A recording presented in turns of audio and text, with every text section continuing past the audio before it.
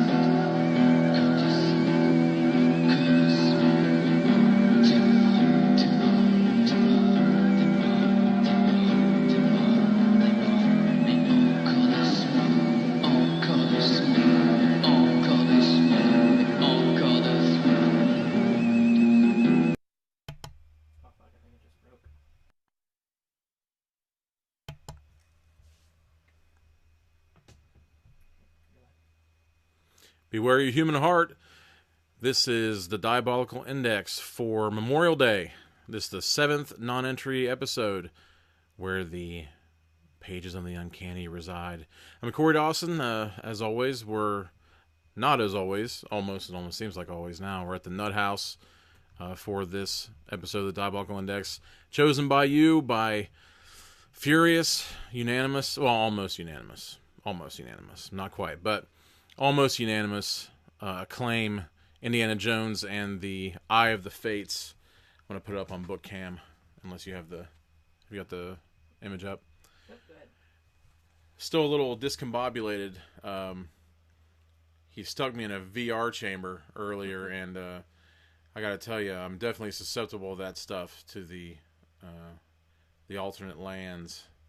I was totally taken up in it, and by the time we got out of that stuff and we were getting our heads together, then the technology was having its gremlins and all that kind of stuff. But we're close to 9 o'clock. We always say 9-ish. And also due to the overwhelming appeal of Dr. Henry Jones Jr. and this new adventure, I will be skipping my normal bursts and deaths and getting right into it, because sometimes that kicks us over into the 1 hour plus range, and I'm not exactly sure how far we're going to be going with this one.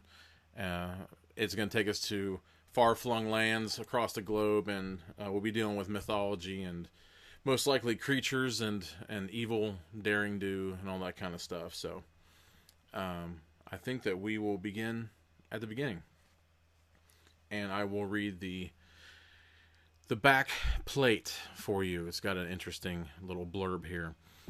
Will you and Indiana Jones locate the Eye of the Fates? ?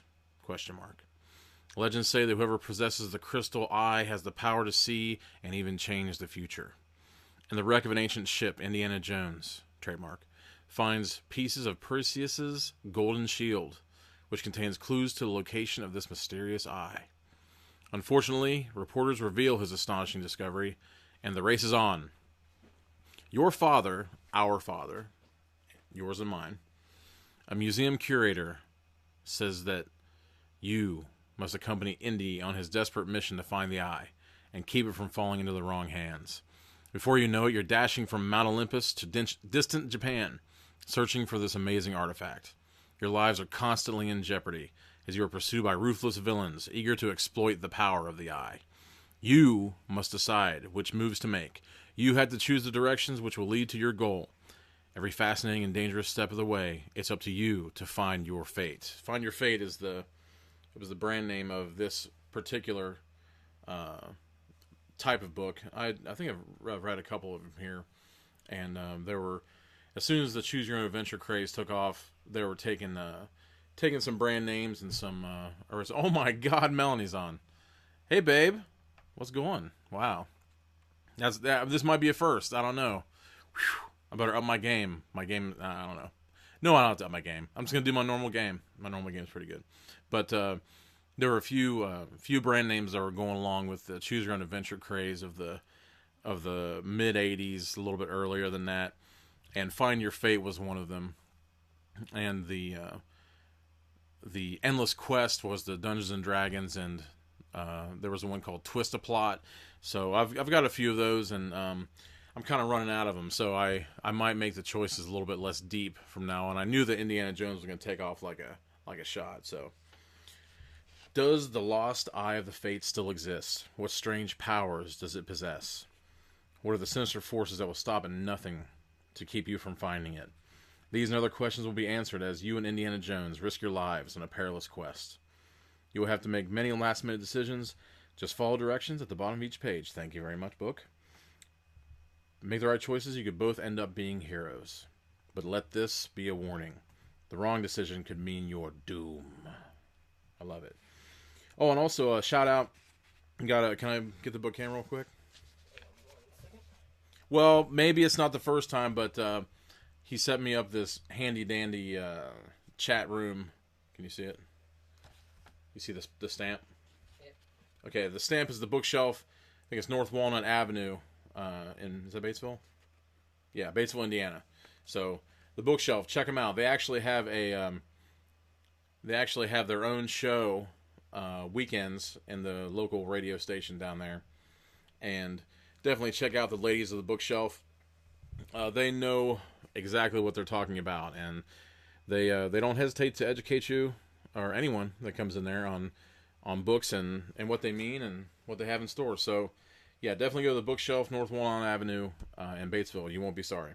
And that's where I found this fantastic one. And actually, it looks as if someone or something bit down on the side of this. I honestly can't tell if it was a kitten or a baby. So that's always good. Just mowing down, wanting to devour the books. Okay, I got another illustration here. Pretty big one, actually.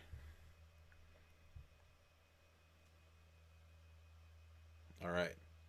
So the young person I think it's on the right of Indy, that's supposed to be us. So if you don't identify with this little mannequin of a pipsqueak, he's wearing slacks though, so he or she, it's difficult to tell. It's kind of nondescript. It's kind of unisex, I guess. So we'll just roll with it. Doesn't have a name because all of us together, we are the Diabolical Index. Doesn't need a name any further than that. Okay, so we're going to dive in here. Just find your fate, adventure number 4, Indiana Jones' Eye of the Fates. I've got another illustration here. Yeah, I was putting up the book. You put up the book now? Yeah, there we go. And... So, yeah, this is kind of an unusual picture of Indy. An unusual little piece of adventure from him, which it kind of sucks because I know an underwater archaeologist, and it comes up a lot in the day-to-day exercises and scientific research of archaeologists everywhere. So we start off the coast of Greece in August 1937. So this is actually before some of the events of World War II. Well, Indiana Jones, your father asks, what have you got? Only the find of the century, says Indiana Jones, grinning wildly as he pulls off his diving helmet. The famous archaeologist had just climbed back on board your father's salvage boat. He has been exploring a sunken wreck over 5,000 years old. Your father, the curator of American Museum, is hoping to prove that the wreck is a ship that belonged to Perseus, the legendary Greek hero. The shield of Perseus, announces Indy, holding up a broken disc, hammered out of pure gold. Greek sailors and news reports crowd around. It's the find of the century, all right, says your father, putting on his glasses. It's also the mystery of the century. You can see some fragments of the message etched in Greek on the back of the shield. And he tells you he thinks these are clues to the location of one of the wonders of the ancient world, the Eye of the Fates. Turn to page 2. Indy explains that according to one legend, the Fates were 3 blind old women who once lived in the Far East. They shared among them one magic crystal eye, fashioned by the Greek gods. You probably remember this from one or more of the Clash of the Titans movies, but looking through it, they're able to see the fates of everyone and everything in the world. So, Indy concludes, it's said that whoever possesses the eye has the power to see the future and to change it. One of the crew, a Greek sailor named Costas, translates the ancient message on the shield. I, Perseus the Greek, Costas reads, stole the eye from the 3 women of Hawk. Here the line breaks off. Costas reads the next line. Returned it to the gods. Jones, says your father, can you follow these clues? Then you can find the Eye of the Fates? If it still exists, says Indy, I'll find it. Just don't let this story get out. The power of the eye may just be a myth, but I wouldn't take any chances. If it would get into the wrong hands, that's when you realize it. Holy smoke, the boat is full of reporters, and you just remember there's a radio in the cabin. The story will get out. Turn to page 3. By the time you run to the cabin, it's too late. The reporters have radioed the story. Now, the whole world will know about the clues on the shield. Indy is very worried. He takes you and your father aside. We'll have to work fast, he says, studying the mysterious message. The way I figure it, the letters H-O-K-K could mean Hokkaido, which is in northern Japan. Maybe the eye is hidden there. Wait a minute, you say. If Perseus returned to the gods, maybe he's buried right here in Greece. Wasn't Mount Olympus supposed to be the home of the gods? Good thinking, kid, says Indy. You're going to be a great help. He turns to your father. Smart kid you got here. Your father has to stay on board to oversee the salvage operation. But you can go along with Indy. The question is, should you take another boat and sail to Mount Olympus, or should you fly to Japan? If you decide that Japan's the best bet, turn to page 9. If you'd rather sail to Mount Olympus, turn to page 19. This is one of those choices in these books where it might be one of those things where the book wants you to go one way, and if you go the opposite direction, that you'll end up on some little twisty turn thing that'll take you a couple pages out of the way, and then you end up back at the option that they wanted you to go on to begin with. So, Japan, if you want to go to Japan to check out this Hokkaido clue, you'll turn to page 9. If you want to go straight to the head of the thing and kind of go with the return of the gods clue from Perseus' shield, you'll sail to Mount Olympus, page 19. One for Olympus. So we got one for Olympus. I'm not seeing that. What's up? Oh, here we go. Oh, it's my baby. We got 19. She's really getting into it tonight. Awesome. Yeah, so I'll just keep repeating these. Japan is the best bet. Turn to page 9. If you're ready to sail to Mount Olympus, page 19. So the ladies are going for the direct route. But you never know. I don't know. It's difficult to say. The direct route might be the better option in this, but it could also lead you into a trap if every evil villain and scoundrel is on their way to Mount Olympus, you might run into some trouble. But then again, they did read it out loud, and Indiana Jones might not be the only one that could come up with that clue on that one. And he said, let's see, northern Japan. That'd be a weird place for it to show up, but I guess it is kind of in the lower half below the equator somewhere. So it might make sense to those old travelers and sailors of the old days. Just to recap, if you want to go to Japan, you'll be page 9. If you want to go to Mount Olympus, it's page 19. So there were so many people who were interested in the Indiana Jones aspect of this that I probably got more comments on the voting that I've ever gotten for any of these Choose Your Own Adventure, Find Your Fate, Twist a Plot, or Endless Quest books.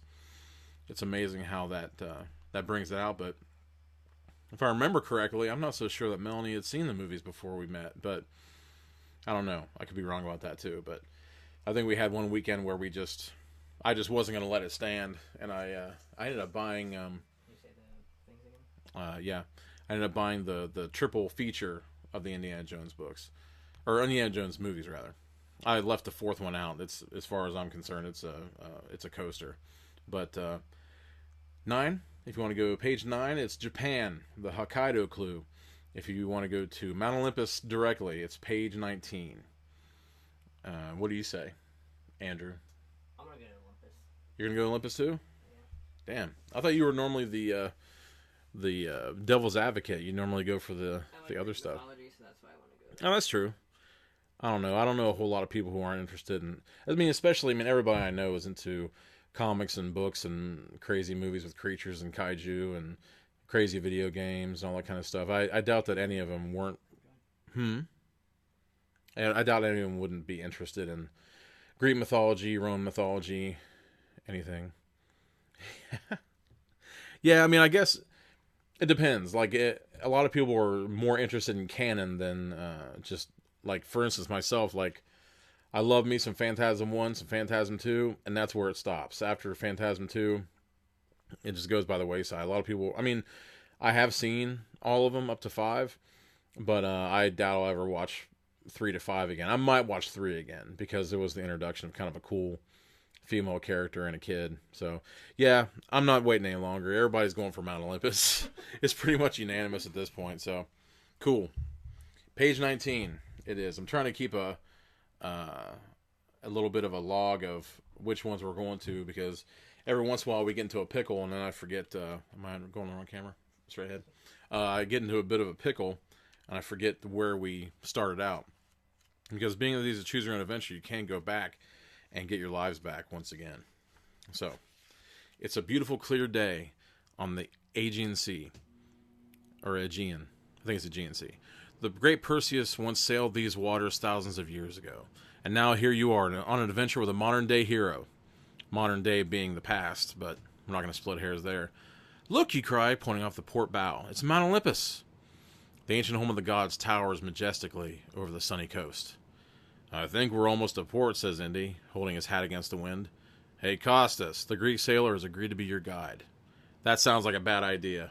I don't know about you. I don't like having that Costas guy. That seems like a bad move. You don't like his name? No, it's nothing to do with his name. It's nothing to do with him being Greek. It seems like whenever you pick up some stranger and you bring him along, it's always going to be some kind of something. Yeah, so, see every Indiana Jones ever. It seems like whenever you bring somebody on that was a stranger to you, it's always a bad move. The Greek sailor has agreed to be your guide. Now he comes over to Indy. Yes, he says, that is the port dead ahead. Boom! The 3 of you are thrown to the deck by the force of a great explosion. There's so much smoke, it's hard to assess the damage, but the boat seems to be listing severely. I think listing means it's like moving from side to side. I'm not sure.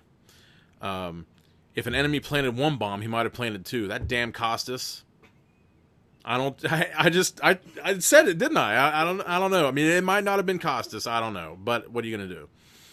If an enemy planted 1 bomb, he might have planted 2. At any moment, the whole boat could blow up. Should you try to take it into port for repairs, or should you abandon ship? There's not much time to decide. If you decide to abandon ship, turn to page 58. If you try to save the boat, page 35. So basically, you've got a saboteur on your boat. Or had been on your boat, one or the other. Either Costas knew someone and wanted to. But why would you want to scuttle the boat you're on? I don't know. It's weird. It sounds like. Okay, I might take back my earlier statement. It might not be Costas, because that would basically mean he was sacrificing his own life to stop this, and he was one of the damn translators of the Shield to begin with. So I guess it could go either way. It's hard to tell. That damn slippery Costas. Freaking sailor gets on here and all of a sudden the boat blows. Who's to say? Okay, we got 1 for abandoned ship. And, that seems like that would be a way to go. If you tried to go into port, you could... Ooh! Wow, we got abandoned ship and we have tried to save the boat. So, it's kind of tied here. We got an abandoned ship. You would think just by looking at this list that the ladies have the more logical mind about this. Just get off this sinking ship and don't try to get into port or else you'll die. And if you go in there, it could cause damage to the port. It could kill people on the dock. All kinds of bad things can happen. There could be further explosions on the way in and you might be reduced to atoms.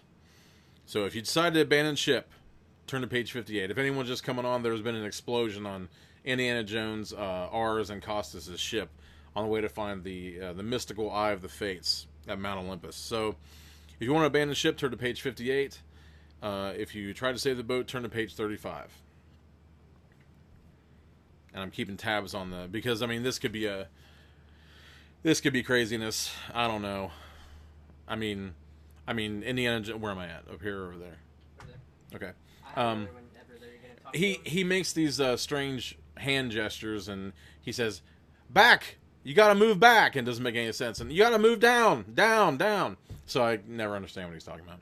It's all right though. It's just fine. He totally put me into a virtual reality earlier that I'll never forget. I doubt if I was ever brainwashed or if I was influenced in some kind of way through psychic abilities, I'm not so sure I would know my way out of it. I think that my dreams are pretty hardy, which explains why I'm insomniac most of the time, because every once in a great while I'm not in a big hurry to venture into the worlds when I end up in. So, again, if you want to abandon ship, which makes a lot of sense, or if you want to try to save the boat, which one is it? 58 for abandoning ship, and 35 if you want to save the boat. So far, it looks like abandoning the boat is what you got. I'm going with 58, but doesn't matter. Abandoning's winning right now. Oh, so Andrew's being he's being the devil's advocate. He's being the voice of the contrary here. Let's see. Ban ship. Let's go. We're gonna try to save the boat. Or no, we're gonna. Sorry, I got them mixed up. We're gonna try to abandon ship. Abandon ship 58. Let's see. You and Indy try to persuade him, but Costas won't abandon the boat. He stays on board as you both swim for shore. As you pull yourself up on the dock, a second explosion rips through the air. What? Save the ship just one, but it's alright. Oh, it did? Yeah. Oh. I don't see it. It'll pop up. It's fine, though. Save this. Oh, Mike! Damn it. There's one more after that, too. Oh, is there for saving the ship? Damn it. What do I do now? Well, you already picked No, I gotta... No. No, it has to prevail. Wait a minute. Did she just change her vote? Who? Alina. Yeah, she did. So Well, I'll be a son of a... Huh? It'll be tied still then, since she changed her vote, so... It's tied still? If she changed her vote, wouldn't it be? Let's see. Bannon. No, you said that Save the Ship was winning. Yeah, because I didn't know she changed her... She changed her vote from abandon to Save the Ship, right? Yeah. 58. Figure out the numbers, buddy. Weak sauce. We already know it blows up. Okay, well, I guess it's... Damn it. Sorry. As soon as you said that, I was like... "Ba-doop, ba-doop, ba-doop." That's a little bit behind, but... Son of a... But we have... Alright, so... Okay, Mike's saying weak sauce now. Abandon ship, 58. Abandon. Save the ship. So what are the numbers?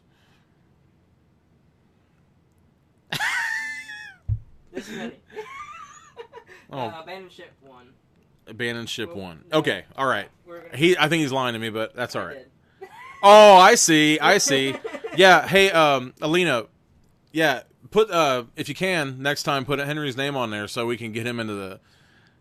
Oh, Mike's burning me now. No, hey, no. I would say that I'm taking I was trying to take the honorable route as soon as I figured out, but hey. We'll go with all right. This time. All right. Yeah, so Alina, put Henry's name, if you're going to vote twice, put Henry's name on there. So he's involved. So that'll be cool. So yeah, I guess that the abandon the ship ended up winning after all. I don't know, weirdness. Whatever. It's over. Hey, maybe what in the name of God? Okay, so I'm going to depend on Andrew next time when the voting's over to put some kind of message on there. If you wouldn't mind. See, I'm a just leader. I'll make it right now. As you pull yourself, let's see. Okay. You and Indy try to persuade him, but Costas won't abandon the boat. He stays on board as you both swim for shore. As you pull yourself up on dock, a second explosion rips through the air. You look back. The boat has been completely destroyed. There's nothing left but flame and smoke on the water. Poor Costas. This actually gives me more of a suspicion that he was in the wrong on this one. I don't know. Maybe I'm just too suspicious of Costas. Now Indy is more determined than ever to beat your enemies to the eye of the fates. Come on, he says angrily. We're going to see someone who might be able to help us. About a half-mile inland, you enter the grounds of a rich estate. It belongs to the world-famous historian, Dr. Croton Orlock. Croton Orlok. Could this guy have some evil underpinnings? I'm not sure. Let's see. He's a middle-aged Eastern European with raven black hair. So, it says thick Balkan accent. I'm not even going to try it. I'm not going to insult somebody. So, you're Indiana Jones, he says in his thick Balkan accent. I've heard of your quest for the eye. Do you seek my advice? I'm flattered. And he does not mention the attempts on your lives. I mean, I would like to think that this guy probably would have heard or felt an explosion, but hey. He doesn't mention it, and you wonder why. Doesn't he trust this Orlok? Turn to page 103. I mean, cool name, but I'm not so sure I'd want him, like, hanging out with my sister. You ask Dr. Orlok if he knows the legend of the eye. He smiles indulgently. Naturally, my young friend, I have often wondered if it exists. He turns to Indy. But I do not think that Mount Olympus is where you should look. Have you ever heard of Meteora? Sure, says Indy. The monasteries of Meteora. What about them? I believe, says the historian, that many ancient treasures are locked away in those secret buildings. Remember, the monks who sought refuge there thousands of years ago were also familiar with the old pagan myths. There's something too smooth about Dr. Orlok. He may be right about the monasteries, but you get the feeling he's trying to keep you from finding something out. What do you think? Andy asks you as Orlok walks over to pour drinks. I wonder what the drinks are. I wonder what he could possibly have in his on his drink tray that you and us could be drinking. We could try Meteora, you say, adding in a whisper. But I don't trust this guy. Indy seems faintly surprised, but says nothing. Faintly surprised? Maybe at your intuitiveness as a young... Or our intuitiveness. He could babysit. Maybe. I don't know. I would like to think that... I look kind of strange myself. I like to think that people wouldn't mind me babysitting for him. Can I have book cam real quick? I have a picture of Dr. Orlok here, and he doesn't seem quite as fearsome in this drawing as I'm making him out to be, I guess. Let's see.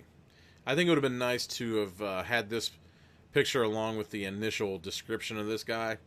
I may not have suspected him so quickly. Dr. Orlok comes back with the drinks and sits down. He explains there's a legend that the Eye of the Fates once found its way to Constantinople, where it was fixed by priests to a holy icon. The icon was supposedly stolen and spirited away to Greece in the 15th century. But if it is at Meteora, it will be hard to find. The monks thought of clever ways to guard the treasures. Absinthe would be awesome. That would be... Get some wormwood in that kid. They need it. All right, Henry. However, concludes Orlok smoothly, most of the old buildings are now deserted. I wish I were young enough to go with you, he says. The more you watch Orlok's shifty eyes, the less you trust him. But Indy still doesn't seem to notice. You set out for Meteora after lunch. As soon as Orlok's servants close the gate behind you, Indy says, So, what's bothering you, kid? He's either sending us on a wild goose chase, you say, or right into a trap. We should find out what he's up to. There was something peculiar about him, says Indy, but I think he knows what he's talking about. So, Indy, yeah, no, I don't look strange at all. So Indy doesn't necessarily trust him, but he does think that his knowledge and information might be useful in the long run. Oh man, yeah, they're pretty awesome. I should get my own mutton chops back. I've been hesitating, but since it's warmer outside, I need to rock them again. But back to the adventure at hand. If you decide to go on to Meteora, turn to page 63. If you convince Indy to stay and spy on Orlok, turn to page 109. So let's see here.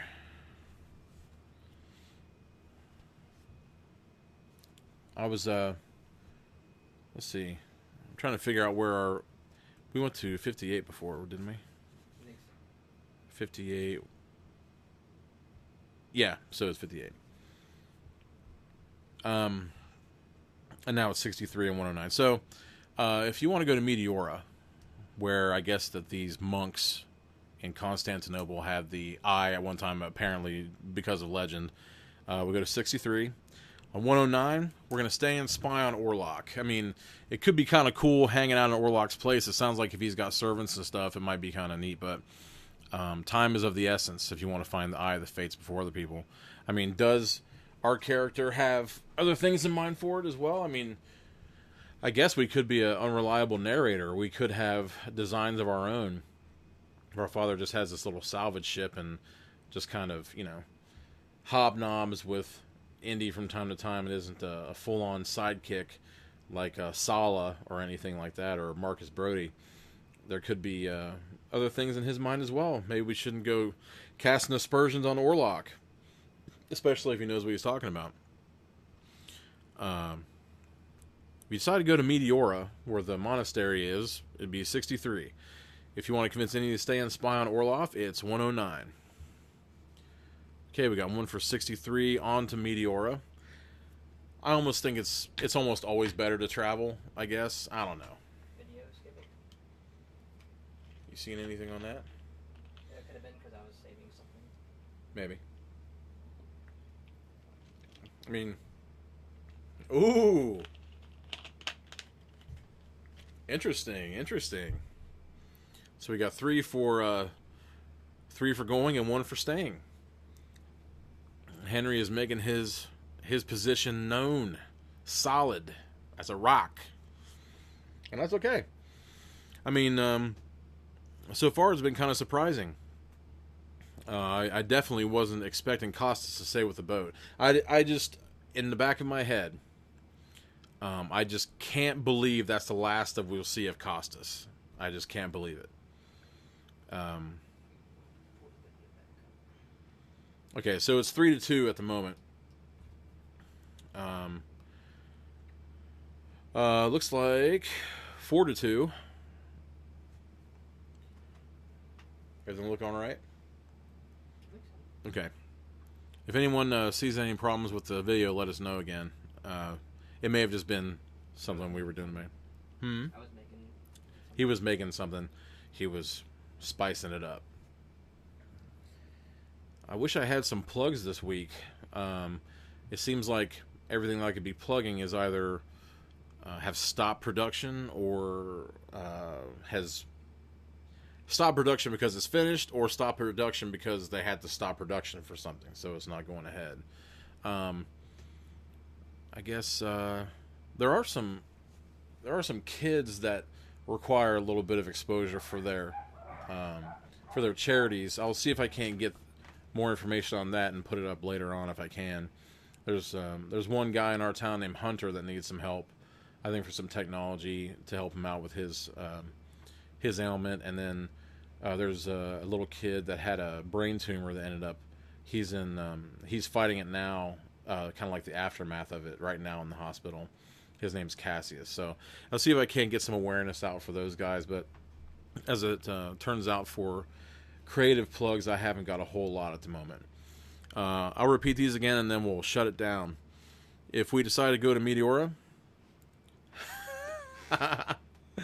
well, I guess it wasn't as solid as I thought, but that's okay. It's good to have a fluid mind and a fluid opinion. It looks to me like that we're going to Meteora.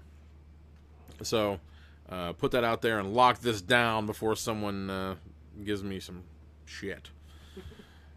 Okay, so we're going to 63. It is nearly sunset. Which one am I on now? You're still on that one. Okay. I'm changing over in just a second. Okay.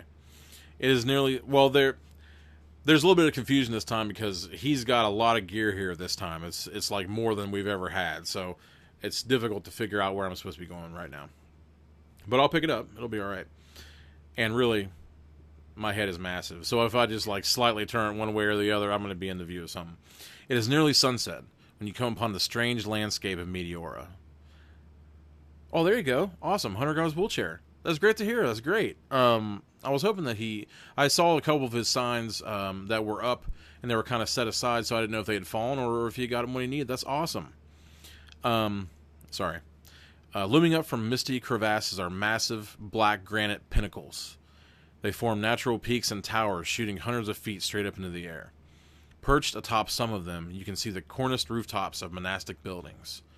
They look like they were carved right out of the rock. As you and Indy stand at the base of the tallest one, he says, "This would be a safe place to hide a treasure. No one can ever find a way up there." "So what do we do?" you ask. "Find a way up, naturally," he says with a grin. Good God, that could have been Melanie saying that. Just then, out of the mist, comes a robed monk. Indy asks him if he knows how to get to the monastery. And he says, "Practice, buddy!" What a dick. Yes, I'm a dick. He doesn't answer. Is he observing a vow of silence? Then you realize he's deaf and mute, using various hand signals. Oh boy. I would love to have seen that on tape. You and Indy try to communicate with him. He seems to be trying to tell you that the monastery is uninhabited for a long time. Then he leads you to an old and broken rope ladder. It only goes about halfway up the cliff. The rest of it must have rotted away. The monk drifts off into the mist. "Funny," says Indy, "that he came down for a stroll all by himself." Turn to page 87. Oh boy. "Hey," you cry, looking up. "I thought I just saw someone up there." And he looks up, but now all you can see is the corner of the monastery hanging over the edge like a birdcage. Was it your imagination? "If there is someone up there," says Indy, "we could climb as far as this old ladder goes, then call out to him." On the other hand, you point out, this ladder doesn't look very safe. Besides, maybe that monk was lying to us. It may be... This is a suspicious kid. This ladder doesn't look very safe. Besides, that monk was lying to us. It may be a trap. Why not find the way back up just to be safe? If you decide to go up the ladder, turn to page 67. If you decide to find a back way, turn to page 112. So the question is, are you people of adventure? Do you turn tail and run at the first sign of peril? Do you trust your eyes? Do you trust your heart and your courage and the muscles of your arms and legs? Do you trust Indiana Jones? It looks like you don't trust anybody, as far as I can tell. And it looks like this kid doesn't trust a single soul. Although it seems like he was kind of cool with Costas. So I don't know what's going on there. But the question is, I mean, when it comes down to brass tacks, I'm a little bit surprised that Indy isn't using the old whip. There's been no mention of the whip. He's used that a few times to get himself out of scrapes when it required a little bit of rope action. Okay, we got 112 for decide to try the back way. I don't know. So we got one for the We got one for the back way. We're breaking all the rules. I'm like, "Hey, invisible person, how you doing?" She's probably just happy that we started as near to 9 o'clock as we have since I've had to start coming to the nut house. We'll see. Okay, so far it's 2 for back way. What do you say, Mary? Yeah. She's like, "Why are you including me?" Okay, she trusts Indy. Wait a minute, that's not an answer, huh? I don't think she knows the... So Jennifer, it looks like you just... I ain't dying on that damn ladder. Damn straight. But hey, Jennifer, basically we're at a monastery in the middle of Nowheresville called Meteora with these gigantic black spires, and there are monks' caves up there. And the question is whether or not we use this rotten ancient ladder to try to climb up there and get their attention, or try to find a back way to the catacombs or whatever.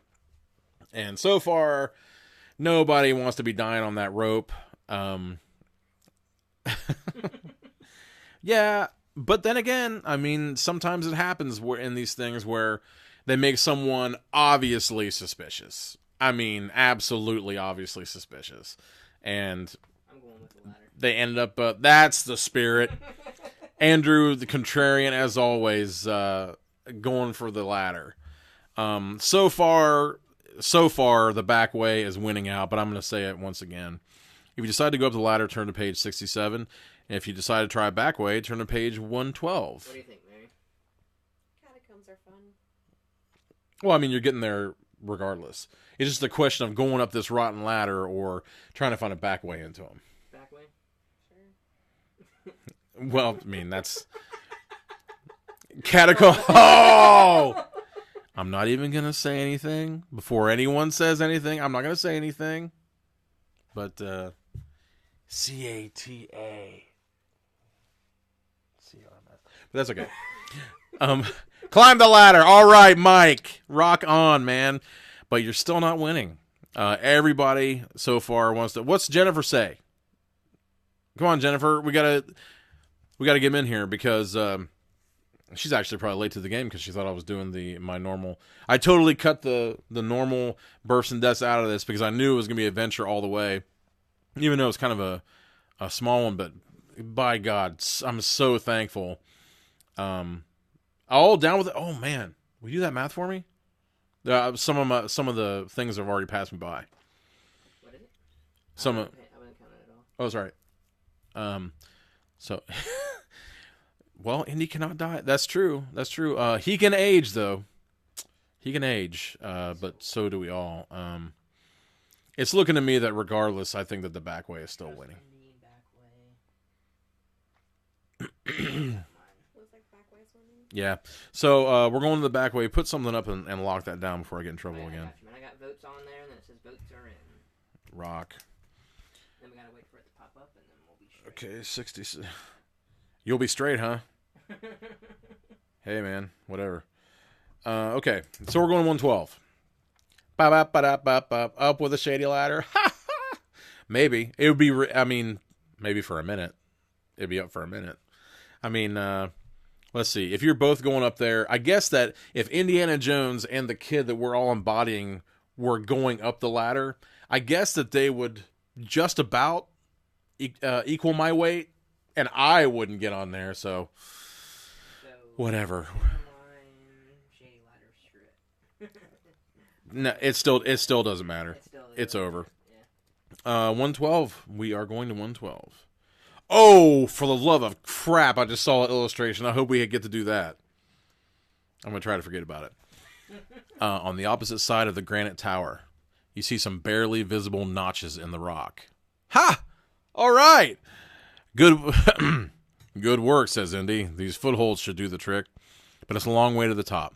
You decide not to look down, so you look up into his butt and his purse. I guess it's a satchel. It's a messenger bag. It's got some cool stuff in there. Shankara stones and whips and whatnot. Yeah, I guess when I explain it like that, it doesn't sound much better. The closer you get, the more deserted the monastery looks. Well, I'd say so. Damn.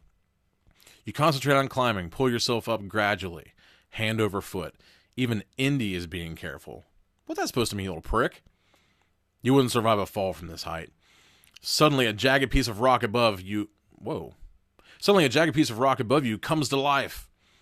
You almost lose your grip. The piece of black granite flies off into the darkening sky. Hold on, snaps Indy. That's what you saw before. It was just a big hawk. They roost up here. Finally, you reach the top. Man, that was kind of scary. I thought it was going to be like gargoyle or something. The crumbling old stone monastery is empty. As the sun sets, a single beam of orange light pierces the gloom. Inside these walls, the silence is complete. You and Indy walk slowly across the cracked stone floor and enter the big main hall. It's getting darker every second. The single beam of light breaks through into another room. You follow it. Turn to page 102. Haven't we been to 102? No, we haven't. I'm just kidding, man. I don't... Teach their own. Teach their own. You and Indy continue toward the far room. At least we'll be able to see something in there, you say to Indy. Oh, wait, that's wrong. At least we'll be able to see something in there, you say to Indy. Not for long, says Indy. This is the last of the daylight. You look into the inner room. Hanging in the middle, completely unguarded, is a large and precious-looking icon. It is the portrait of a holy figure with a halo praying to heaven. The icon's golden frame is inset with shimmering gems. At its top is a pure silver oval, and at its center is a huge green emerald. It looks exactly like an eyeball. Turn to page 111. Oh, man.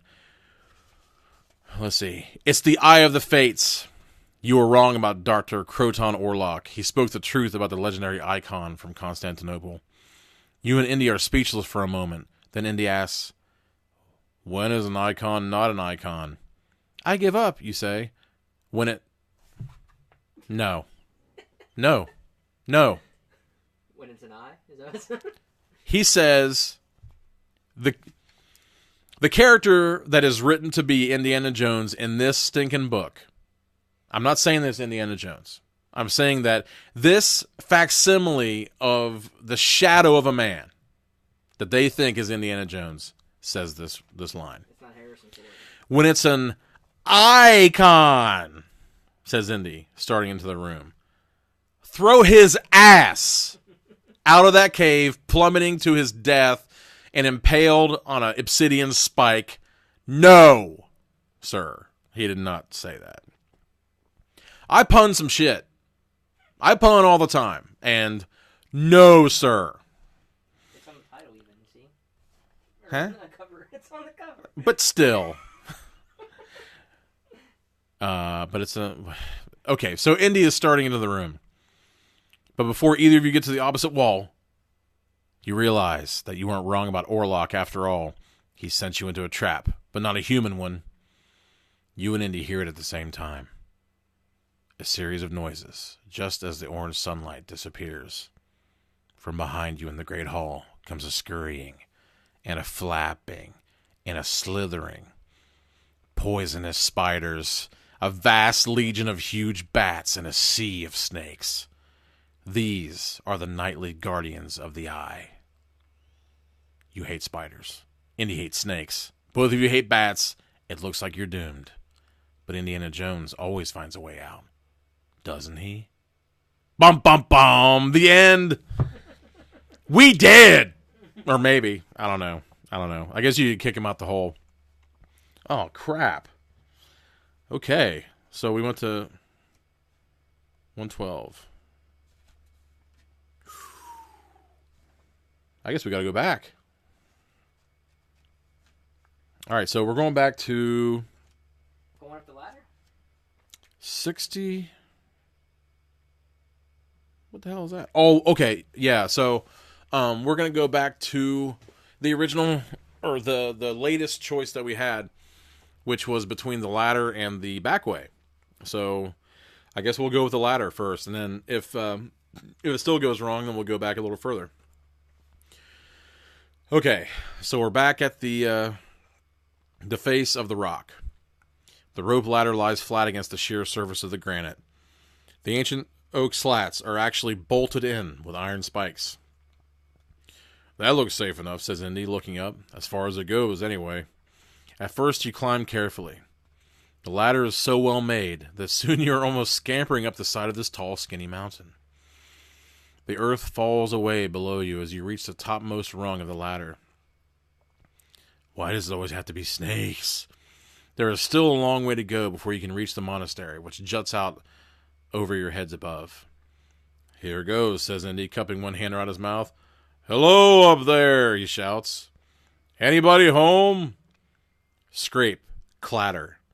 You catch a glimpse of a dark robe flapping in the wind. Something is falling down the cliff at you. Turn to page 108.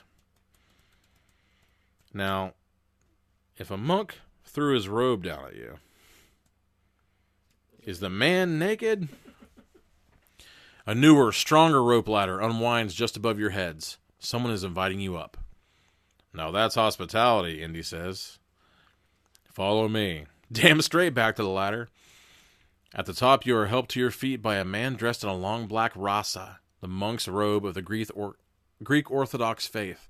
It flaps in the wind. Willkommen, says the man in a deep voice. He is German. Well, thanks, buddy. Now, okay. Just to let you know, I am reading this phonetically as it is written, so I don't get blamed for this stuff.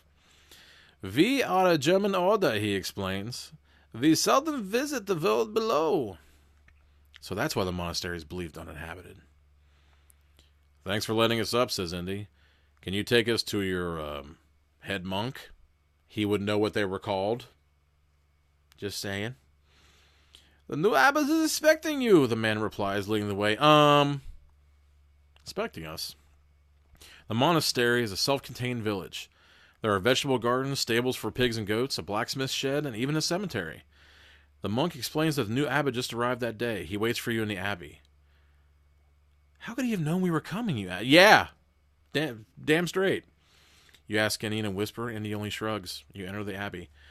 Indy is pretty much unflappable. I mean, everybody knows him as kind of unflappable in these situations.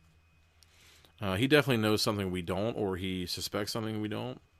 Maybe he is a imposter. Would Dr. Henry Jones Jr., Indiana Jones, famous archaeologist, make that stupid... Maybe he died specifically because of what he said. The abbot rises from his desk to greet you. He is a shrewd-looking man with piercing brown eyes. He's over 6 feet tall and broad-shouldered beneath his flowing rasa. Indy introduces himself. "We welcome scholars, Dr. Jones," the abbot says in precise English. "I trust we can be of some help. What would you like to see?" Indy doesn't mention the Eye of the Fates. Instead, he asks to tour the grounds. Later, while a novice guides you around the monastery, Indy asks you in a whisper, "Did you notice? That new abbot's built like a boxer, and he carries himself like a general. I thought he was going to salute us." Indy stops the novice at the cemetery. You notice a freshly dug grave covered with flowers. And the novice explains that the former abbot died only a week ago. Indy seems suspicious, and so do I. That's a little convenient for me. That night, as you and Indy sit alone in your cell, he lays out a plan. Cell meaning, cell is where monks sleep. It's not like a prison cell. Not that I'm mansplaining to anyone. I'm just, before you get antsy, there's no bars on the shit. That night, as you and Indy sit alone in your cell, he lays out a plan. "We'll visit the abbot's office in secret tonight," he says. Turn to page 84. Book cam. Got an illustration here of... I have to say, I am loving the mental picture of the monastery. It sounds really super cool.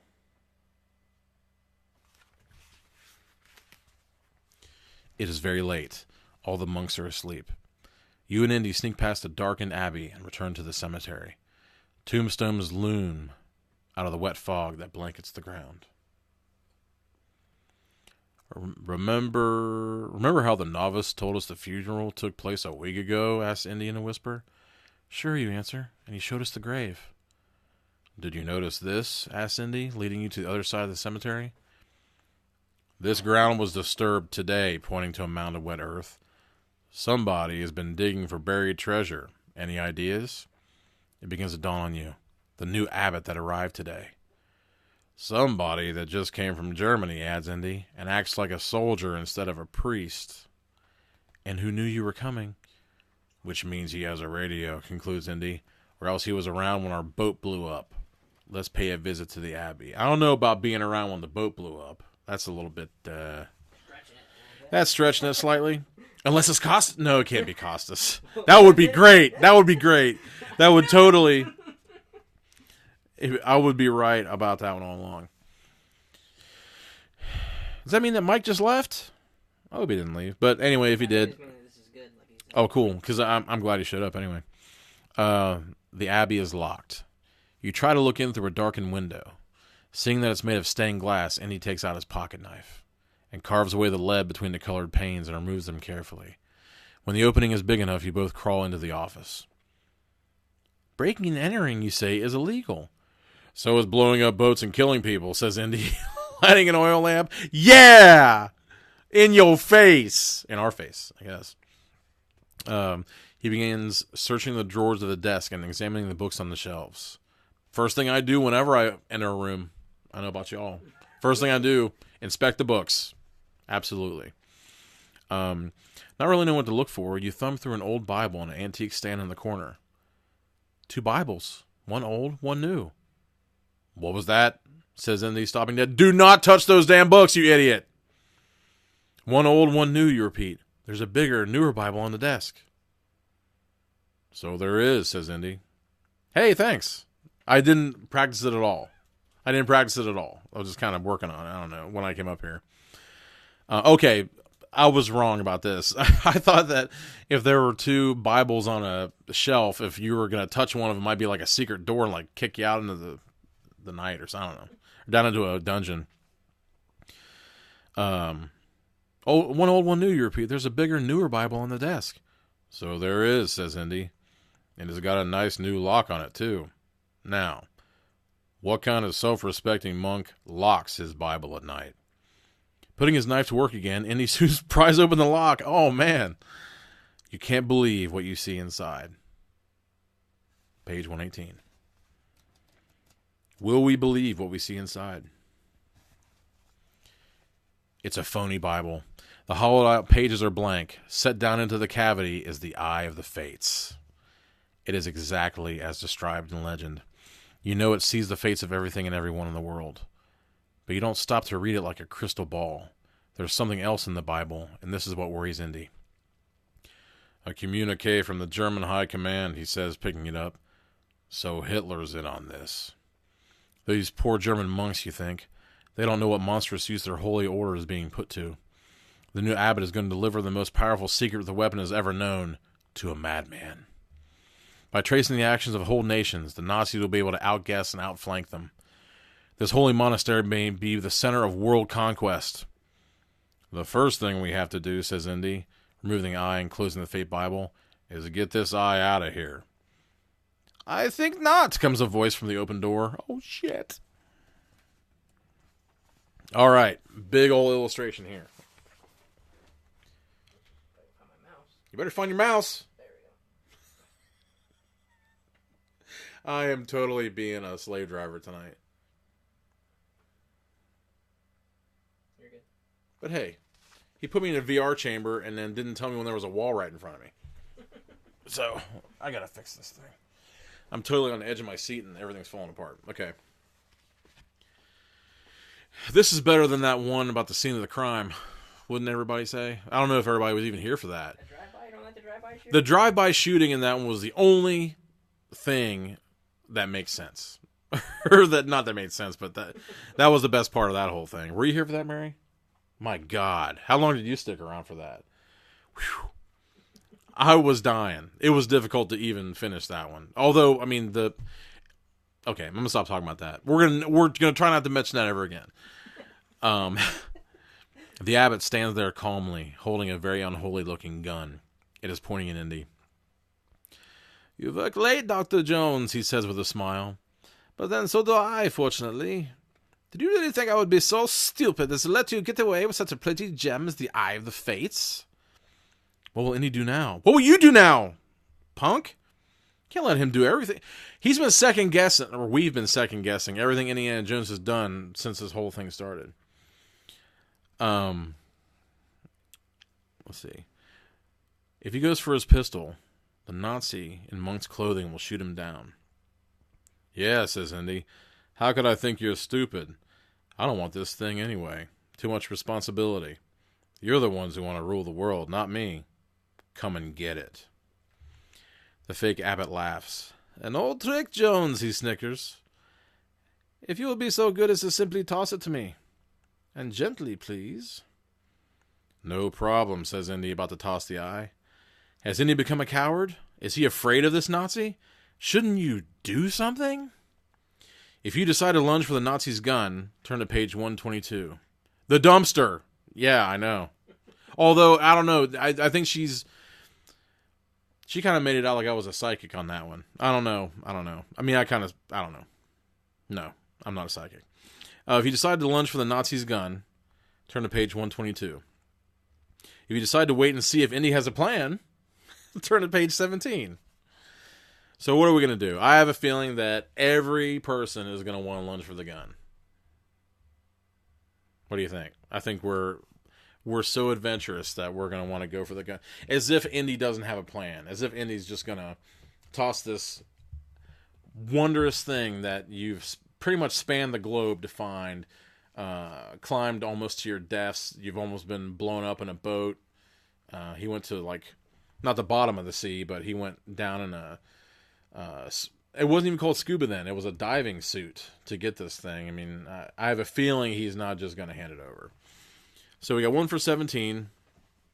Decide and wait to see if Indy has a plan. That's the one thing I'm not a gigantic fan of on the chats of the Magic Squirrel Network. Sometimes it's difficult to figure out who anyone is because we're all part of it. So it comes up as us. But I think it's Paul. I think it's maybe. You think so? Yeah. You think Paul wants to wait and see if Indy has a plan? Maybe. I don't know.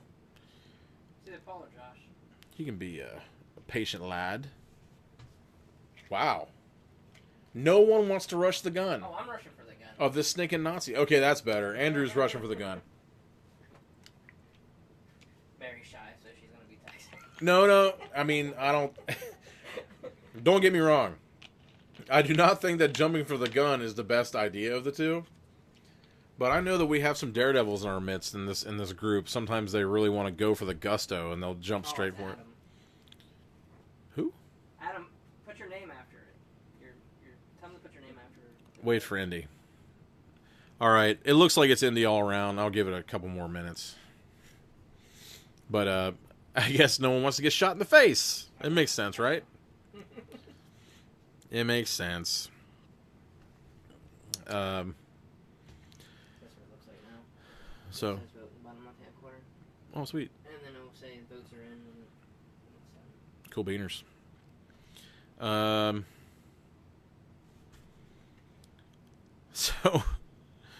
So my my German accent was supposed to be exaggerated. It's this evil Nazi. I'm not trying to do this perfect German accent. Okay, Indy has a plan. We're going for Indy's plan. We're going to page 17. pops up on here. You can continue. Remember, we should got that delay. Fuck the delay. I'm just kidding. Now some librarian in like Hyannisport is like, hey, wait a minute. I thought this had some class. This is a family show. What's this guy talking about? Let me see. Okay, all right. I was trying to see if this illustration was for this, and it...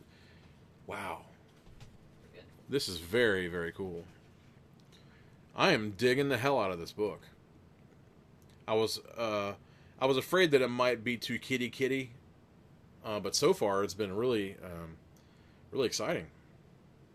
I'm really digging the environments and stuff.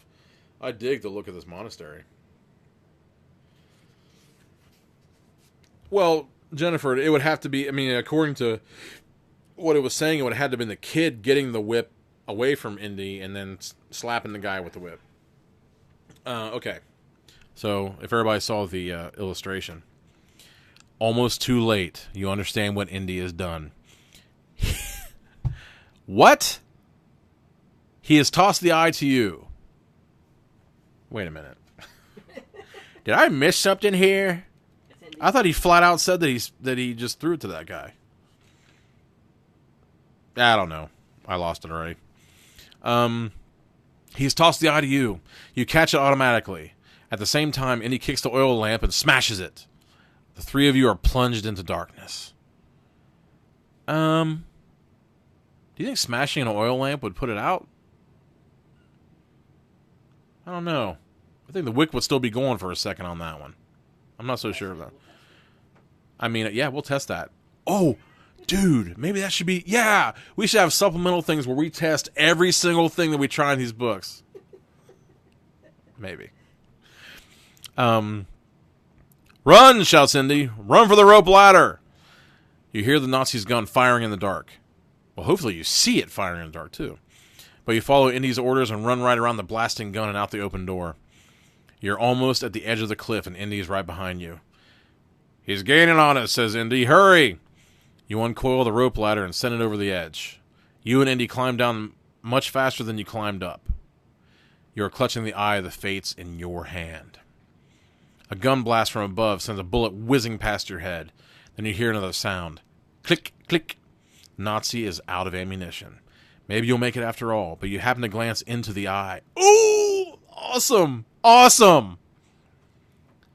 That's what I'm thinking, Alina. I would think, because the oil would be like blasted everywhere and it would probably be ignited. So, yeah, that's what I'm thinking, too.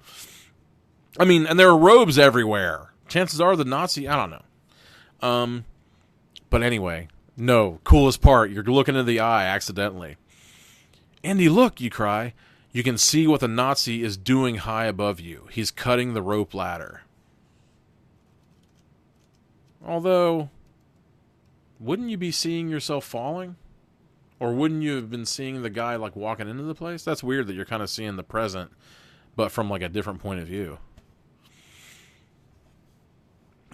He's cutting the rope ladder, 119. You're not even halfway down. You'll never make it to the second ladder in time. You can only stare horrified at the vision in the eye. You see the Nazi cut the ropes. You see Germany start a war. You see Germany lose a war. But you see no sign of a future for you and for Indiana Jones. Oh, man! Awesome! That was awesome. Oh, dude. That was awesome. What time did we start? 9:15? We are going on an hour and 7 minutes. That's like the intro and everything. Except for like an hour. We didn't have much of an intro. I didn't even do the... We were sharing. It counts like... Oh, I see. So, let's see here. Wow, that was cool. I wasn't so sure that that we would see through the eye. I wasn't so sure that the eye would work. I thought it would be kind of like some sort of... I don't know, not necessarily a fake out. But, okay, so... Let's see. So, the original... We'll see about at least doing the... We'll be lunging for the gun. We'll try lunging for the gun. You'll probably get shot in the head. So we're lunging. Before Indy can throw him the eye, you rush the big German and grab his wrist. Maybe this will give Indy time to pull his own gun. But it doesn't work out that way. The Nazi is too big and powerful. His wrist doesn't even budge. And before you know it, the other arm has got you around the waist in a painful grip. And the gun is pointed at your head. If you want to save your foolish little friend, he says, I suggest you put the eye back and get into that closet.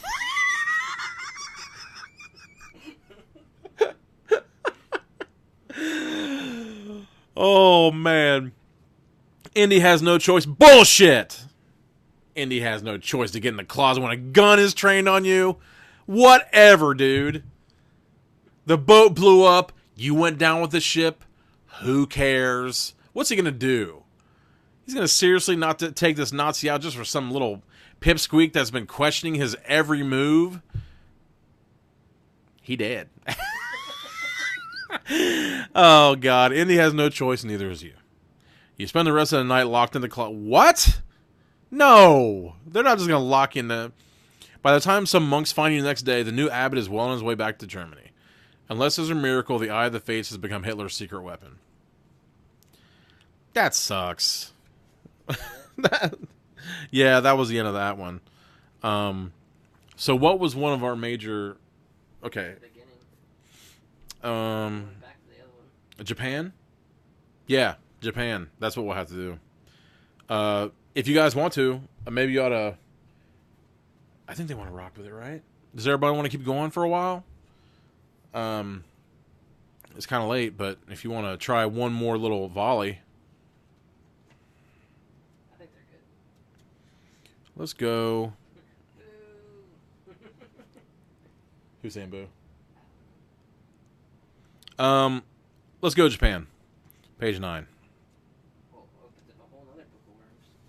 Yeah, I don't know what a book of worms are, but apparently it opens up a book of worms, according to Andrew. You and Indy are the only passengers aboard the chartered flight to Japan. To pass the time, you daydream about the adventures that lie ahead. Suddenly, Indy jumps up and rushes to the window. There's something funny going on, he says suspiciously. We should be flying due east. So what? You say, still half dreaming. Indy frowns. So which way is the sun, kid? He asks. Out the right-hand window, you answer. The right-hand window? You realize what Indy's saying. Hey, you shout. That means we're flying south. Right, snaps Indy, running to the front of the plane. Hey, you, pilot. Turn this crate around. Your Japanese pilot slides back a partition. He's training a pistol on you. Get down, kid, shouts Indy, pulling out his own gun. Suddenly the air is filled with gunshots. The pilot closes the partition. You're being skyjacked. Should you try to overcome the pilot and fly the plane yourselves? Remembering that Indiana Jones cannot land a plane. Or should you use your parachutes to bail out? Actually, this is 1937. I think this is actually before Temple of Doom. So you can't even fly a plane yet. So, yeah, if you decide to bail out, go to page 10. If you decide to disarm the pilot, turn to page 31. I like to think that since Jennifer is saying that she needs to see the happy ending, that my voice and my delivery of these lines has transported all of you to these places. I'm not so sure. Because every once in a while I'm like, what the hell, man? How's he doing that? Why is he doing that? But I'm not going to let it stand when Indiana Jones goes out of character. It is not going to stand with me. I will not allow it to happen. But, yeah, so... This was made in the 30s? The story... Don't you remember? No, I'm saying the book. Like when it was... Because the cover looks like Harrison Ford. The story is in the 30s. Oh, okay. Oh, I'm sorry, you can't hear this conversation. He's asking me if this book was made in the 30s or not. No. I didn't know when they were. Not really. No, the story takes place in August 1937. It started off the coast of Greece. He's drunk on virtual reality. Anyway, all right, we got 2 for bailing out. I mean, I guess they could always pull the raft like the Temple of Doom action, which I guess was proven wouldn't work. I like to think that it would. Somebody or something did that in that raft and landed and lived. I don't know. It may have been like a... If anyone would have ever wanted to make a mannequin of Kate Capshaw screaming into the snow, I don't know. Exactly why Steven Spielberg would want to marry Kate Capshaw after she screamed for an entire movie and was a complete pain in the ass. The worst... I don't know. I'm really fond of Temple of Doom. Somehow, my dad let us watch Temple of Doom when we were really young, and I was saying Kosimba Shakti Day to everybody and trying to take their hearts out. It was probably way too early. That may explain my, not necessarily love of gore, but I definitely like me some gore in movies. But,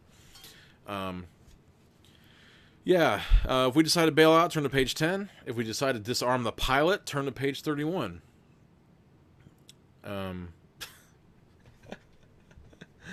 Okay, let me see. We got 1, 2, 3, 4 jumps. Oh, all right. Yeah, Mel. All right. Loving it. Still out. Yeah, you need to get with Missy and Richard and have them put their 2 cents in, because otherwise, I guess we're jumping in the majority rule. If we decide to bail out, we're turning to page 10. And if we decide to disarm the pilot, we're turning to page 31. So far, Jump is winning out. So, Mel, get a hold of your pals and see what they can do about this. Hum num. Oh, boy.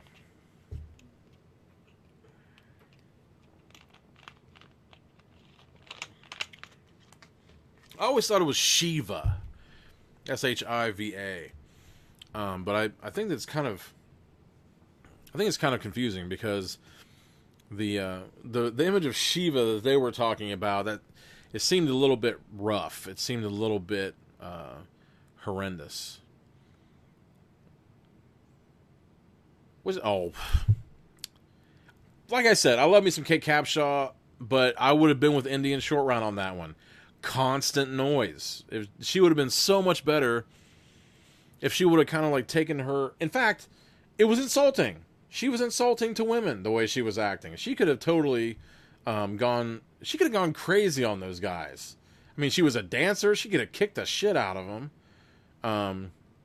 All right.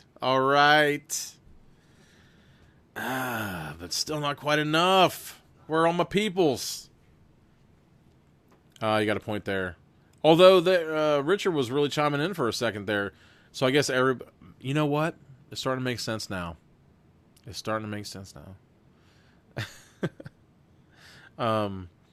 Sometimes I end up talking to people and they start falling asleep as I'm talking to them, and they say, "Oh, well, your voice is so relaxing," and I'm like, "Yeah." Anyway, I think we're still on jumping. Can't take forever. I guess we gotta bail. Fine, disarm. Huh? Somebody said, fine, disarm. Oh, wait, what? Who? I think you're way behind. I think that thing's a little bit. It has to go through like 2 things. Well, okay, do the math for me real quick if you can. Still jump. Is it still jumping? Okay, we're jumping. Put the. Yeah, too late. Jumping. Page 10. Oh, okay. Book cam. We're flying out into the wild blue yonder. What are you doing, dude? I was just going up. You went down too far. Were you picking your nose or what? I can't tell. He's picking a winner. Hiding behind a seat. You quickly strap on your parachutes.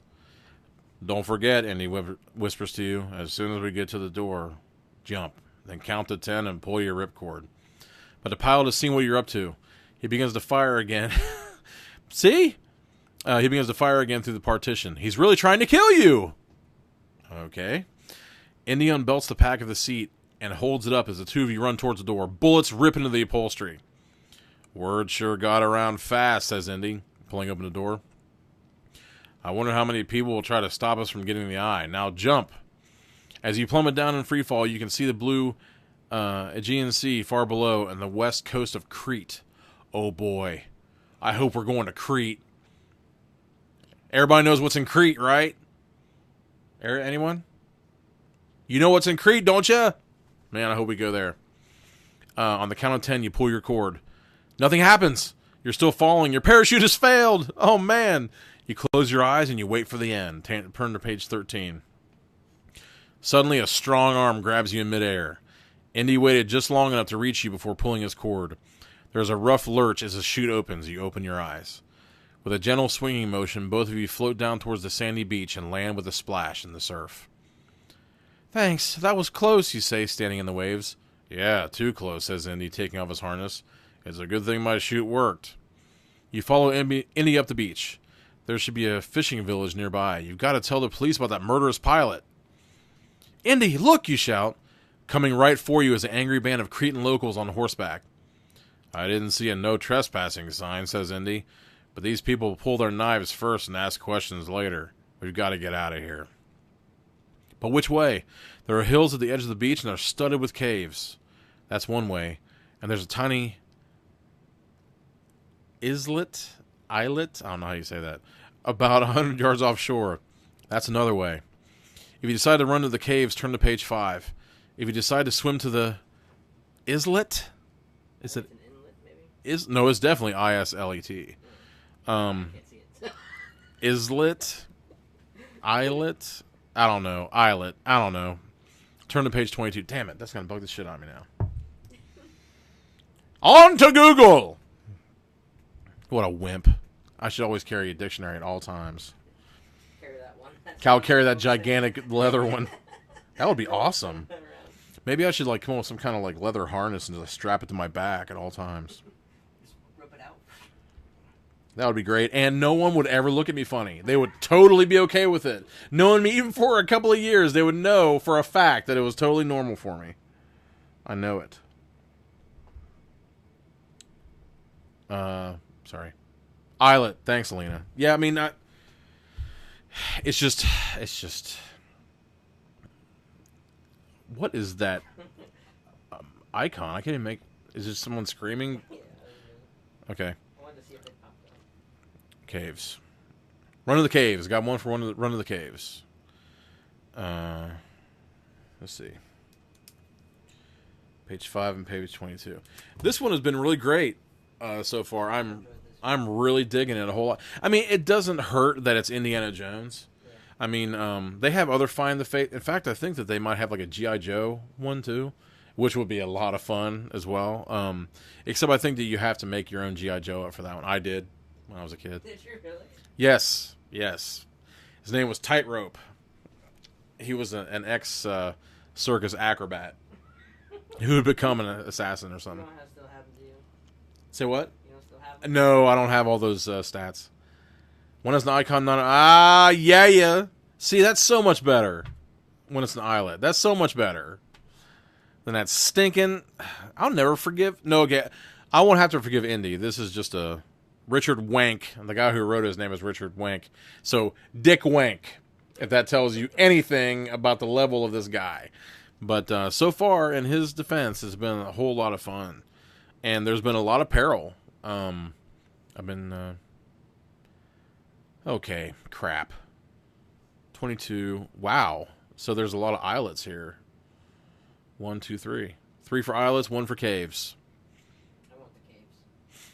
Okay, 3 for islets, 2 for caves.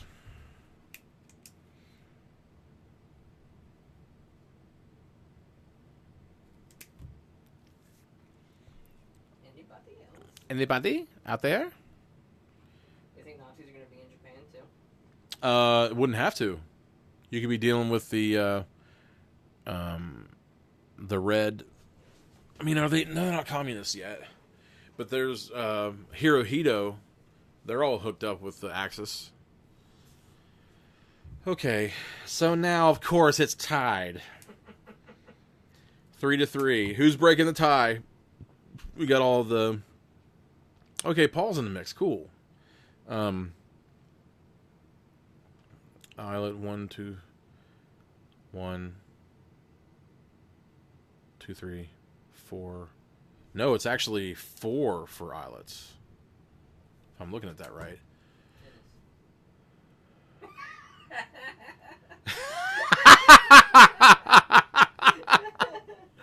Oh, what? Come on. Is Mary through? Okay, she did too. What are you saying? Caves. You're saying caves? So that puts us over. Mm-hmm. All right. Okay. So, okay, we're going for caves. Caves is 5, so stop it. Stop the voting. We're not running into this damn problem again. Oh, wait. I better not put on my my King Kerblack-a-Moist voice. King Kerblack-a-Moist? You know, I asked James to draw King Kerblack-a-Moist, and he totally refused, dude. Why? Because I myself, personally, I mean, I think it'd be pretty cool for those guys, too, but pointless discussions, James Grant, Big Curly, like one of the greatest pencil artists I've ever seen in my life, he just got his Cintiq up and running, so he'll have some digital stuff, too, but I wanted him to do a poster of all of the characters and places in Planet H and get it made up and put up in the Nut House so they would have it, because there's so much cool stuff in Planet H, and he just totally refused to draw King Kerblack-a-Moist. I'm like, what are you talking about, man? That's like totally up his alley. He's all about tits and tentacles. He's all about it. Okay, so what was I saying? Where am I going? Going to the caves? Yeah. All right, page 5. I get off in these tangents. The horses can't follow you up the rocky hillside. You and Indy duck into the first cave you come to.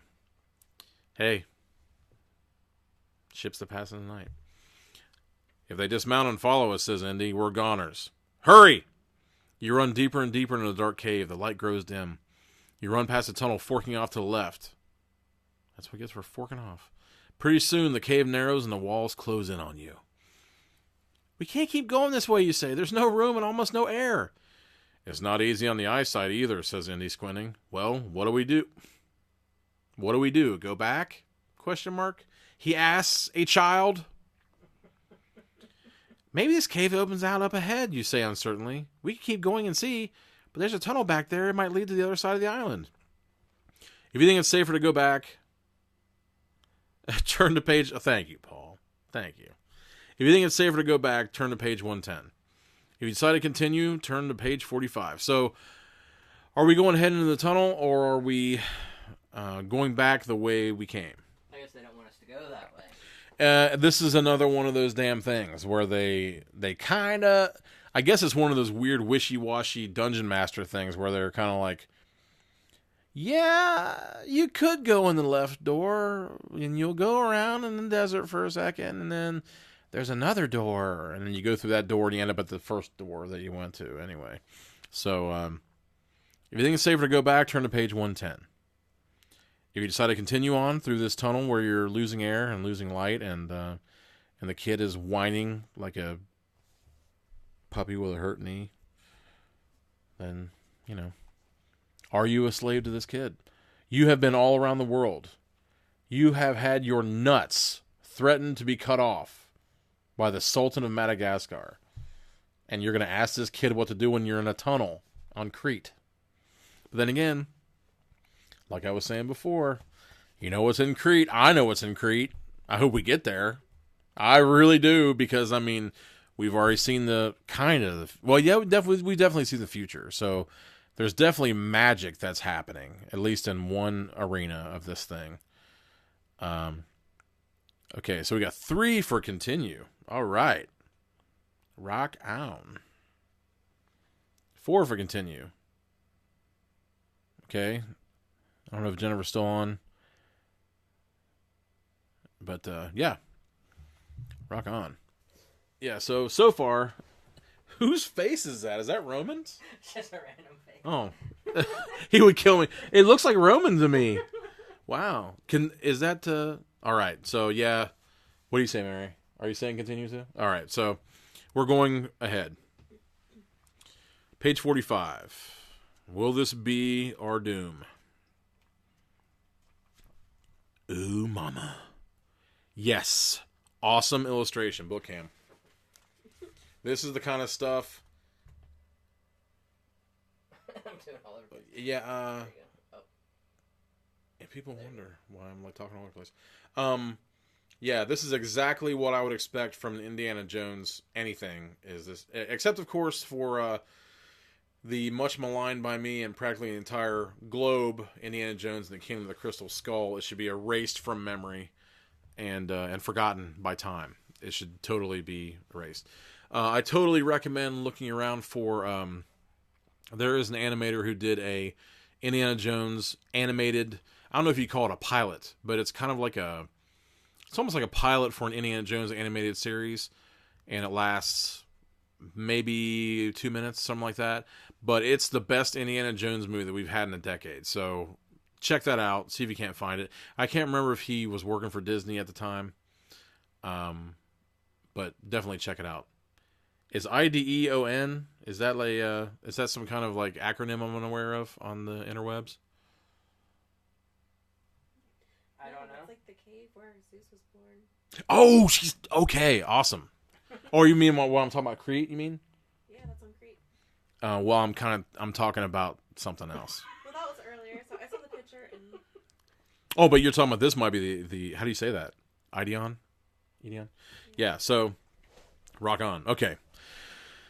Man, I'm getting too excited about this. You keep going through the narrow cave, and after a few minutes, the passage widens. It looks brighter up ahead. Slow down, whispers Indy. I hear voices. Now you hear them too. As you get closer, it sounds like hundreds of people singing or chanting. Hora, hora, hora, stinkla. That's all I can think of. I mean, you know what I'm talking, right, Template? Yeah.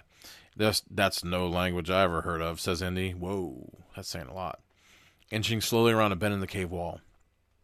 Before you is a great hall filled with strange-looking people. How can there be such a place deep in this cave on modern-day Crete? The walls rise over 100 feet on all sides. Chiseled... Okay, yeah, I guess... Kid, you're stupid. The walls rise over 100 feet on all 4 sides. There are 6 sides, buddy. Chiseled into the... Maybe I'm splitting hairs. This is a children's book. I don't care. Chiseled into the rock is an enormous sun, shooting its rays in all directions. The chanting people were dressed in long robes.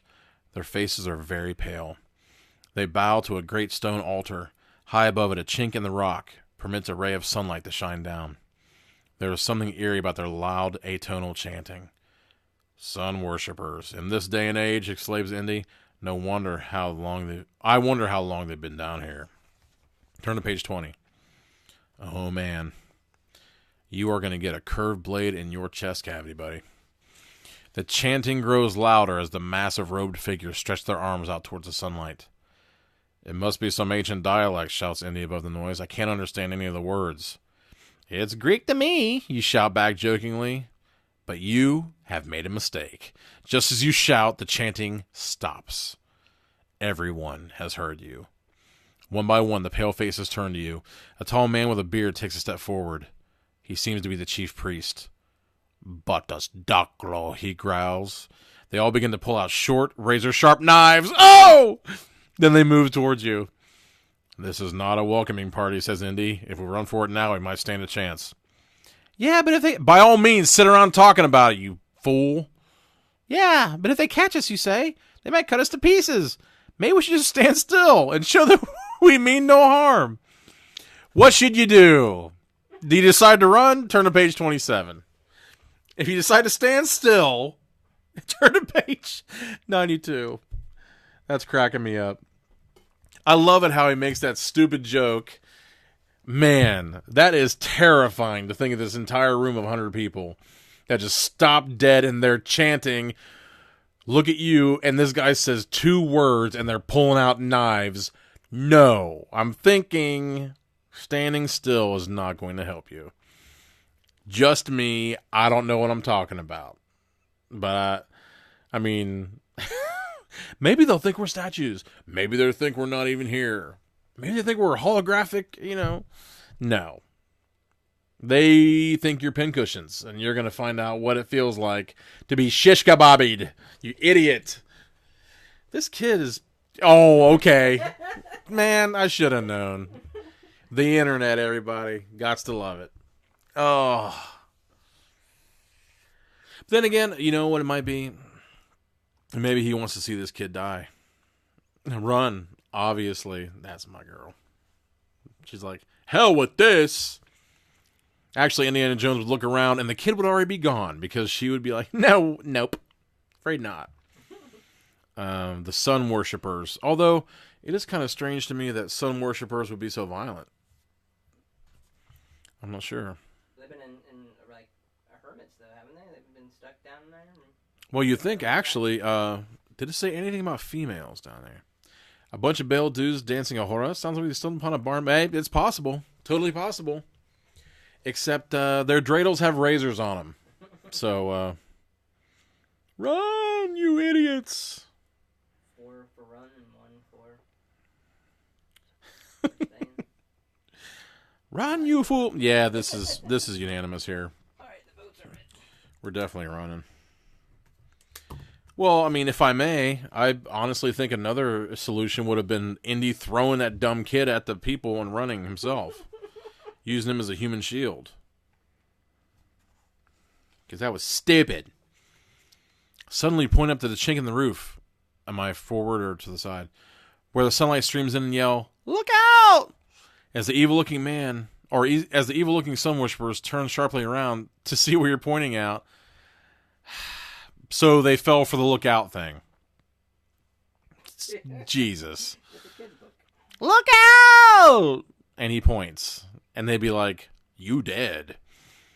That's our head start. Let's move. The 2 of you take off as fast as you can back down the cave tunnel.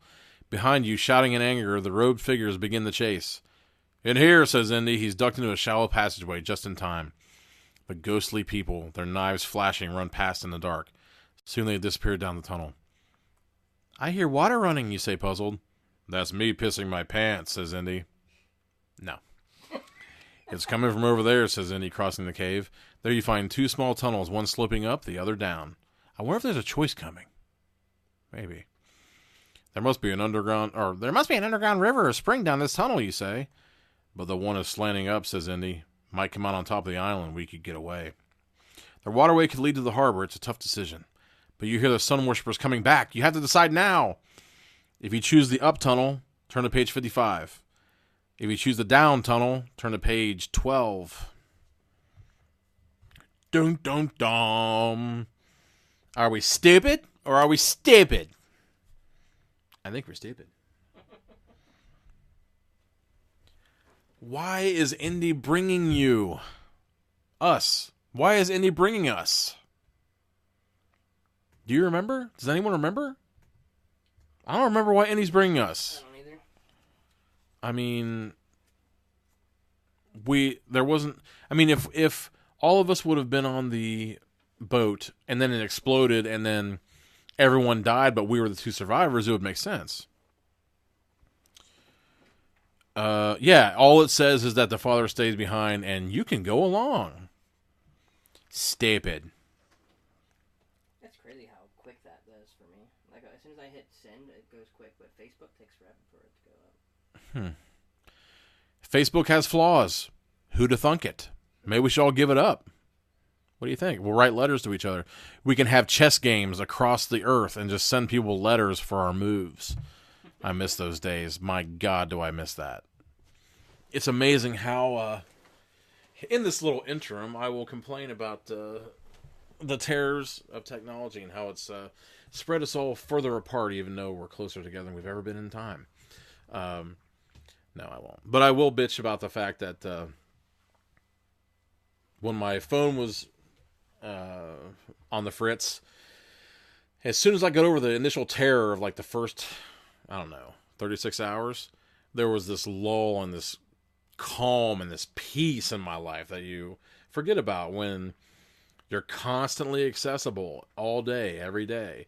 When you have that kind of like ripped away, something starts flooding back to you. You start wanting to like have your feet touch the earth and, look up at trees and watch as they wave. And well, that little sayonara is totally good night, honey. Don't die. I wish I had a t-shirt, or maybe that should be on my gravestone. I don't know. I can see it now. She'll be standing doing my eulogy and she'll go, I remember that night totally vividly. He was going totally stupid over this kid's book about Indiana Jones. And I had to go to sleep because I had to get up and work. So did he, But I decided to tell him, good night, honey. Don't die. I didn't really think about it then, but it was kind of ominous. Maybe I should have come up with something a little bit. You're hunting an icon. It won't be on the surface. Ooh, burn cream.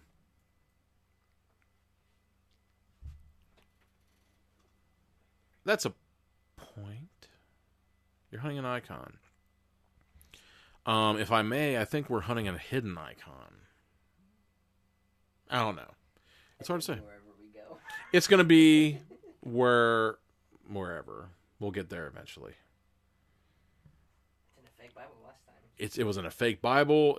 It was in... man, I'm starting to feel guilty about Costas now.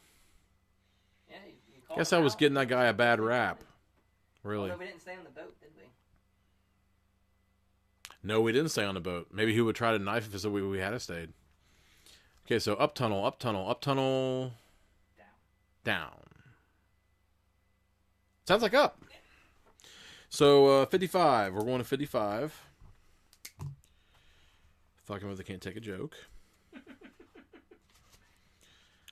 Soon. Am I forward or to the side? I was like, soon. I was like, wait. Soon. The passage becomes so steep that you can barely turn off all my... Oh, well, but... Yeah, I can turn... Okay. Yeah, I can turn off all my notifications, but I'll seek them out. It'll happen. Soon. The passage becomes so steep that you can barely pull yourself up it. It has become so narrow and airless that you can't breathe. Then there's no more air. You feel your body going limp. Indy, you barely manage to whisper, I don't think I'm gonna make it. You're screwed and you're dead weight. You can hear Indy's voice. It sounds very faint and far away. He sounds worried about you. Maybe that wasn't what he said. I couldn't make it out. I'm delirious. He sounds worried about you, but you don't care anymore. You're losing consciousness. Somewhere far away, Indiana Jones is shaking you, but you can't feel it. As everything fades to a dark, silent blur, you close your eyes and give up. Turn to page 6.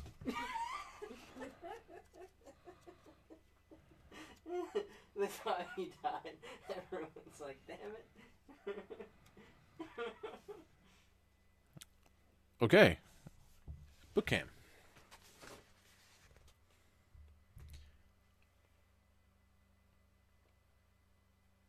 You know what we should have done? Missed opportunity. We should have had the Indiana Jones music playing in the background when we did this.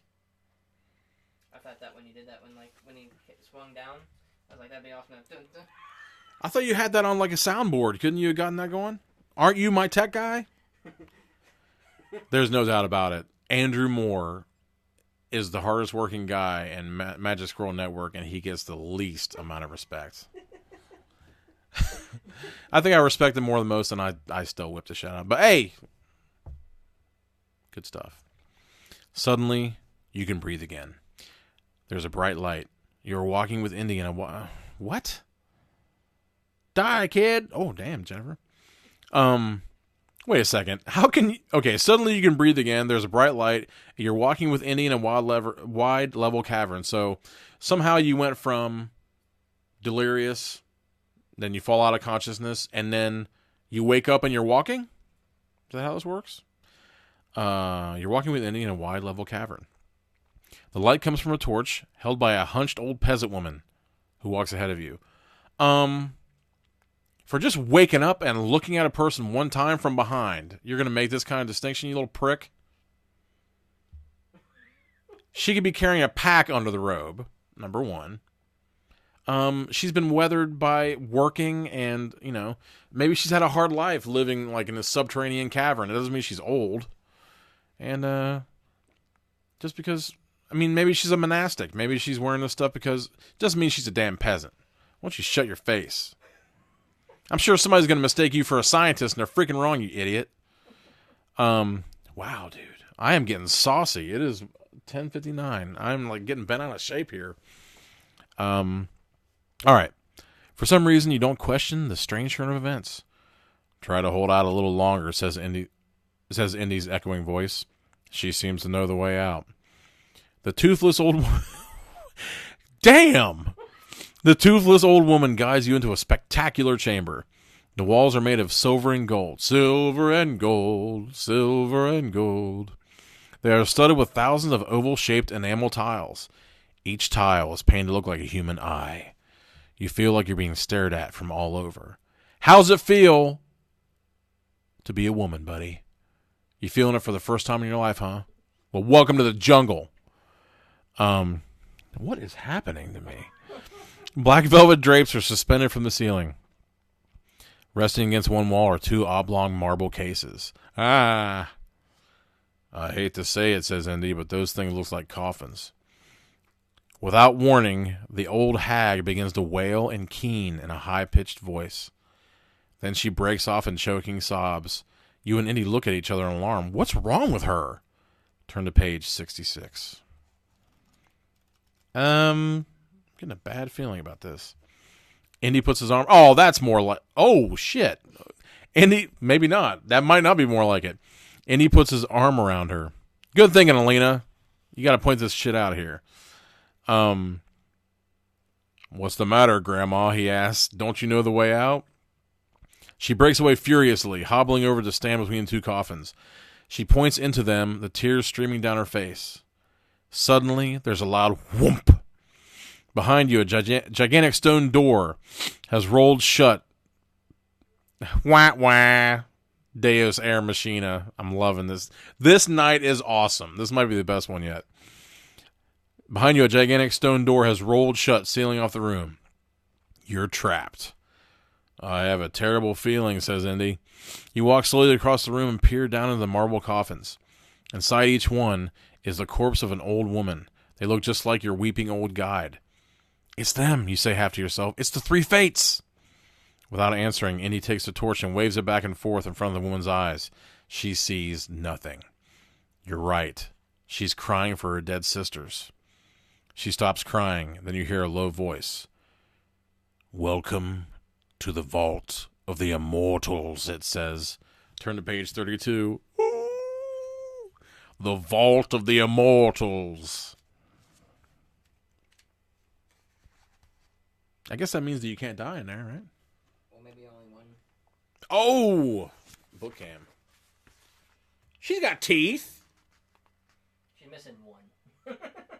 I guess it would be toothless. She's just missing one. I mean, what would a dentist down in the catacombs even... I mean, he's got a whiskey and, like, a hammer. That's all you got. Looks like she has the eye, too. Don't give it away. At that moment, the coffins crumble into dust before your eyes. The old hag takes something out of her pocket. It is the Eye of the Fates. The light in the room grows dim.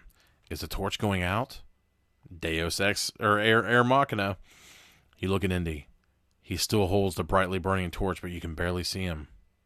There's only one answer. You're going blind. The whispering voice continues. Welcome, welcome. The old woman hands the eye to Indy. To your horror, he changes into an ugly old woman, and then everything goes dark. Oh! You realize this terrible secret. Indy no. He thinks that you and Indiana Jones have become these old women. Turn to page 14. I think it's some kind of glamour. I think that he was with the... Wait. Turn to page 14. You slowly open your eyes. You can see! You're lying in a hospital bed. Standing next to you is your father, and across the room is Indiana Jones. Glad to see you come around, kid, Indy says. We were worried. You were in a coma, your father explains. You passed out from lack of oxygen in the caves, and you've been hallucinating the whole time. You've gone crazy. Your mental illness will keep you locked behind bars for the next little portion of your life. You're making this up. Jones brought you to the hospital here in Athens. You've been here for 4 days. And guess what? While you were... Oh! Ain't that about a bitch? And guess what?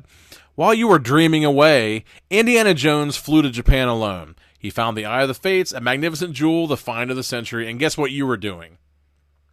You were sleeping in a coma. You missed the whole thing.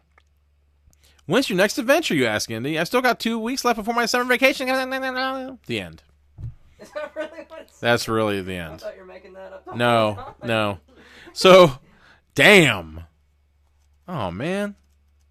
Personally, I would like to keep going for like the rest of the night. There's all kinds of stuff that we haven't gotten to yet.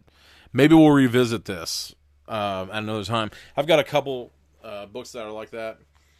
If anybody was around for the Hamlet retelling and did I have the Romeo? I can't remember if I had the Romeo and Juliet or not, but there was this this modern the Hamlet one.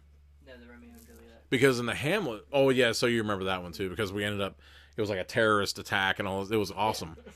I misplaced that book in my apartment somewhere, so I have to refine that, and we may have to revisit some of these and see if we can remember them.